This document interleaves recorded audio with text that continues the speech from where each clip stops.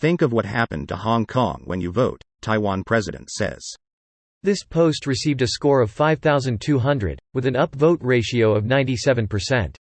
Here are the top comments in response to this article. Literally all China had to do, was not be a douchebag to its neighbors in the South China Sea and its people in Hong Kong, and the region would have been like, hey, China's not so bad after all, what with Belt and Road and investments and everything.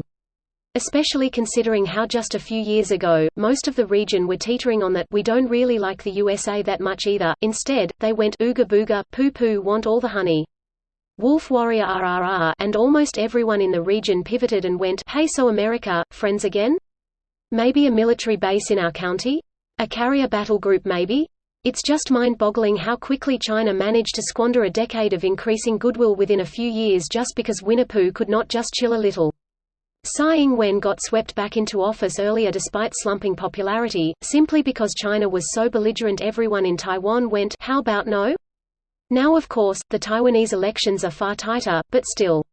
This happens when dictators make choices for a nation which isn't really in the interest of the nation, but is in the interest of said dictator. China could have just kept its existing trajectory prior, and slowly proceed to out-manufacture and out-economic the US in 20 to 30 years. The problem is that Mr. Xi is going to be dead, and the Chinese ascension is going to be under somebody else and not himself. They would have hit the same economic issues they have now. The warmongering is a distraction from the failed policies. Though I must say it's a little worrying to see a fledgling power struggling with authoritarian rule and economic decline turning to military might to spur nationalism, especially with how supportive of anti-Semitism they have shown to be these past couple months. When you control the censors, anything let through is a de facto endorsement. Anti-Semitism, is that really what China's concerned about? I thought most of the CCP doesn't care about Israel since they have bigger concerns. I'm in China RN. Literally nobody cares about the entire Israeli-Palestinian conflict. They're all just Lao Wai to them. This. China's foreign policy reminds me of a less violent version of Japan in the 30s and 40s.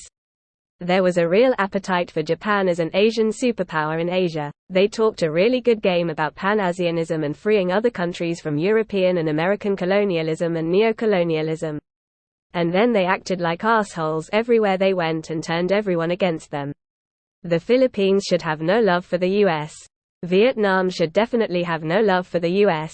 South Korea has every reason to hate Japan, so does Taiwan. Yet here we are with an intricate series of defense agreements among a bunch of countries that have no serious historical reason to get along except for the fact that China can't be trusted. This video was automatically created by Reddit to speech. The article and comments in this video were selected from Reddit according to their upvotes, and any paraphrasing was performed by smmry.com, without any human intervention.